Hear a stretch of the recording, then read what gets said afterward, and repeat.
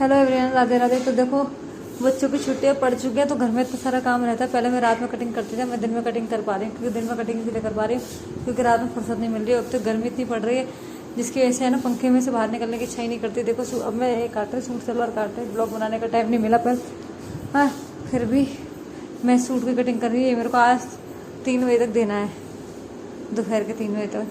फटाफट से सूट को काट देती हूँ। मैंने सूट की कटिंग है, निशान लगा लिए, सूट पर सूट धरकर मैंने अब इसे दूसरा पल्ला काट दिया है।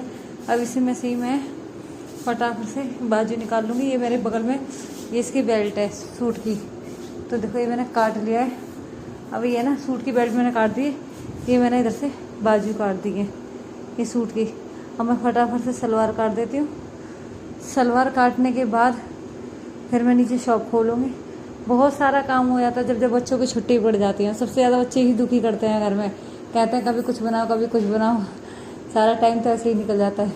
फिर जाके 10 साढ़े 10 बजे से दुकान खुलती है मेरी, बहुत काम हो जाता है। तो मैं फटाफट से देखो सलवार जल्दी काट दूँगी। देखो बेल्ट हो गई।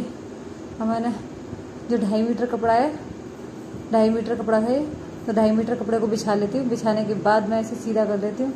सीधा करने का अब मैं फटाफट से इसकी कटिंग कर देती हूँ। ये देखो